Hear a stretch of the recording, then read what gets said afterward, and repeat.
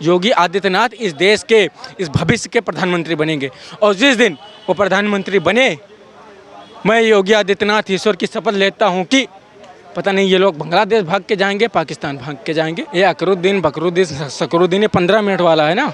अरे इनकी पैंट फटी हुई है, नीचे अंडरवेयर पहरे नहीं है, भारत पर एक कब्जा करेंगे। क्या समझे कि मतलब मौलाना अखिलेश यादव इस बार 37 सीट ले आए तो कुछ नहीं होगा। हाँ, बाबा ने घर पूरा खाली करवा दिया, खाली करो, कल बुलडोजर चलेगा। और बुलडोजर एकदम 101% सही लोगों के ऊपर चल रहा है कि हाथी मर गया जारे में और साइकिल बिक गई कबाड़े में, अब कमल खड़ा है अखाड़े में और पंजा गिरा खड़ंजा पर और हथिया गए बौराए और भागी अखिलेश साइकिल लेके और कमल जाई फुलाए। आज महाराष्ट्र के संभाजीनगर में अकबरुद्दीन ओवैसी, जो कि सद्दुद्दीन ओवैसी के छोटे भाई हैं, आज उन्होंने भाजपा के मुख्यमंत्री योगी आदित्यनाथ ने जो नारा दिया बटेंगे तो कटेंगे, आज उस पर पलटवार किया और कहा कि भाजपा बांटने की राजनीति करती है। और उन्होंने भाजपा पे कई गंभीर आरोप लगाए। उन्होंने कहा कि आज मॉब लिंचिंग होती है, दाढ़ी और टोपी देखकर लोगों को काटा जाता है। और उनका कहना यह भी था कि ये देश जितना योगी मोदी का है उतना ओवैसी ब्रदर्स का भी है। तो आज इसी पे चर्चा करेंगे, क्या बटेंगे कटेंगे ये नारा अब राष्ट्रीय नारा बन चुका है और सभी तमाम पार्टियों को इस पर अपनी सफाई देनी पड़ रही है, या इसके तर्जुमे में अपना भी एक नारा देना पड़ रहा है। तो आज अकबरुद्दीन ओवैसी ने इसके बाद में कहा कि मेरा नारा इत्तेहाद का है। इत्तेहाद का मतलब होता है कि यानी एकत्रित होना, इकट्ठा होना। और उन्होंने साफ तौर पर कहा कि मुसलमान इकट्ठा होकर मेरी पार्टी को वोट दे। तो आज इसी पे बात करेंगे, बटोगे तो कटोगे, और जो आरोप लगाए गए भाजपा पे उस पर भी। पहले तो मैं आपसे ये जानना चाहूंगा, आपका शुभ नाम क्या है? मेरा नाम मनोज मिश्रा है सर, मैं उत्तर प्रदेश गोंडा जिले का रहने वाला हूँ। मनोज भाई, अब ये बताओ, ये कटोगे बटोगे तो कटोगे ये नारा देश से बाहर भी चला गया, ये कनाडा में ही बोला गया और आज इस पे अकबरुद्दीन ओवैसी भी बोले हैं, इससे पहले भी कई सारे नेता बोल चुके हैं। तो इस नारे का जो प्रभाव है, क्या वो एक बड़े स्तर पर लोगों को प्रभावित कर रहा है, जो सबको इसके नारे के उसमें अपना नारा बनाना पड़ा? ये जो नारा है 101% सही है। बटोगे तो कटोगे, एक रहोगे नेक रहोगे। क्या आप इस बात को मानते हो सबसे कश्मीर की सबसे शिक्षित जाति कौन थी? ब्राह्मण थे। क्यों काटे गए? बटे थे। कहीं ना कहीं हम हिंदुस्तान में रहते हैं, पाकिस्तान में हिंदुस्तान में रहते हैं ना, बांग्लादेश में तो रहते ना, हिंदुस्तान में रहते हैं ना। अगर हम एक होते तो हमें राम मंदिर के लिए 500 साल का वेट नहीं करना पड़ता। कहीं ना कहीं हम बटे हुए थे। ठीक, अब बात रही कि क्या बोले थे कि जितना दाढ़ी टोपे वाले का सभी का देश बराबर क्या है, क्या बोला था वो? वो बोले थे जितना देश योगी मोदी का है उतना देश ओवैसी का भी है। ये अकरुद्दीन बकरुद्दीन सकरुद्दीन, ये 15 मिनट वाला है ना। अरे इनकी पैंट फटी हुई है, नीचे अंडरवेयर पहरे नहीं है, भारत पर एक कब्जा करेंगे। मैं आपको बता दूं, ये इनका योगदान क्या है इस देश में, बताइए मुझे। आप इस देश के सच्चे और अच्छे मुसलमान, मैं सभी मुसलमानों को टारगेट नहीं कर रहा हूं, लेकिन मैं ये खुला बोलता हूं कि इस देश में मुसलमानों का कोई योगदान नहीं है।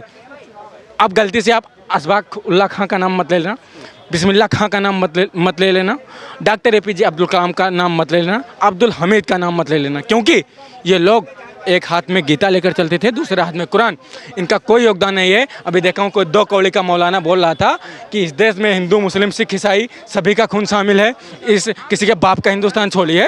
तो बात सुन लो, हमें पता है इस देश में हिंदू मुस्लिम सिख ईसाई सभी का खून शामिल है, हम अनजान थोड़ी हैं। लेकिन जब तुम्हारे अब्बा ले चुके पाकिस्तान तो तुम्हारे बाप का हिंदुस्तान थोड़ी है। बताओ, 1 मिनट के लिए आएंगे क्या? जब आपके अब्बा ले चुके पाकिस्तान तो आपके बाप का हिंदुस्तान है क्या? ये योगी जी वो चीज़ हैं कि जो आग को बुझा सके वो दम कहाँ पानी में, और जो योगी आदित्यनाथ को झुका दे वो दम कहाँ किसी के नानी में। योगी आदित्यनाथ इस देश के इस भविष्य के प्रधानमंत्री बनेंगे और जिस दिन वो प्रधानमंत्री बने, मैं योगी आदित्यनाथ ईश्वर की शपथ लेता हूँ कि पता नहीं ये लोग बांग्लादेश भाग के जाएंगे, पाकिस्तान भाग के जाएंगे। हाँ, आप मुझे एक बात बताओ, इन्होंने ये बोला कि दाढ़ी टोपी देखकर काटा जाता है। दाढ़ी टोपी वाला जब रेपिस्ट बनेगा, दाढ़ी टोपी वाला आतंकवादी बनेगा, पूजा करेंगे उसकी? बताइए, बिल्कुल काटेंगे। और सुनो, आप अभी आपने देखा होगा बहराइच में राम गोपाल मिश्रा के ऊपर मतलब वो झंडा लगा दिए थे, उनकी गोली मारकर हत्या कर दी गई। अब मुझे एक बात बताइए, इस देश में हमारी 60,000 मंदिरें तोड़ी गई।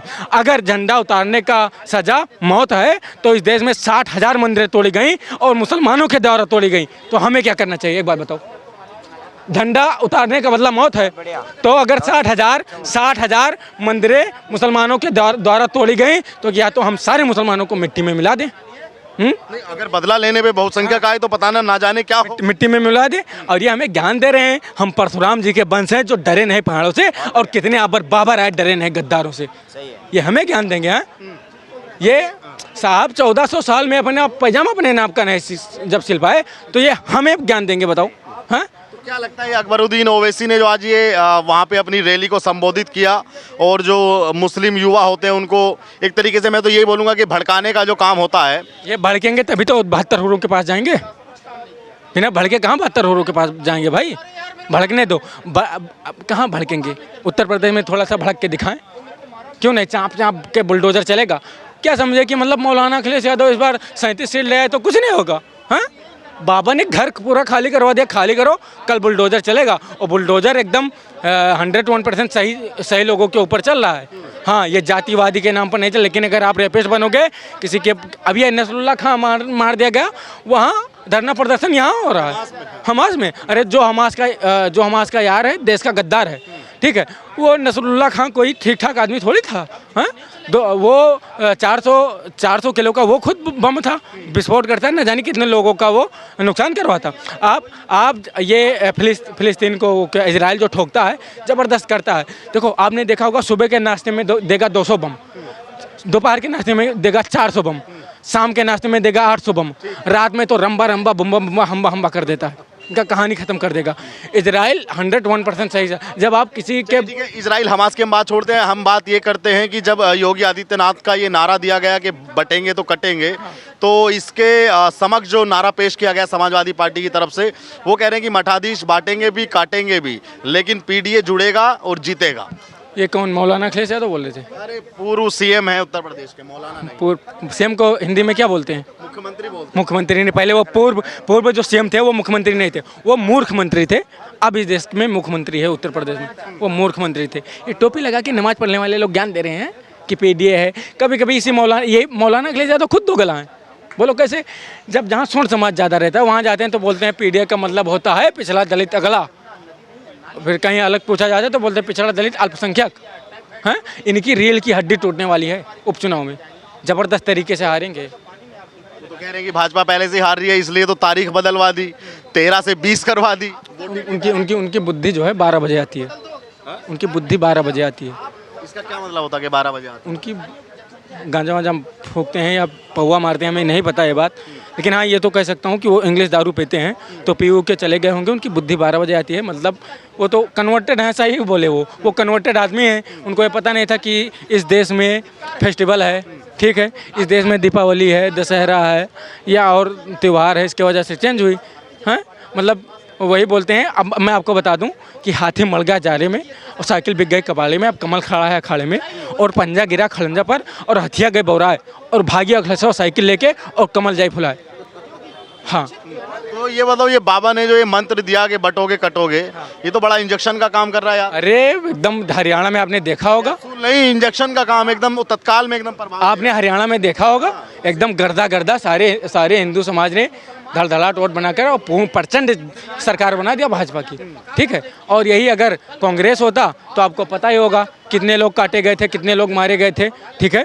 कांग्रेस ने बहुत बड़े बड़े काम किए हमारे देश में, देश विभाजन किया, पाकिस्तान, अफगानिस्तान, भूटान, म्यांमार, बांग्लादेश, ठीक। अब बात करें जाति जनगणना की,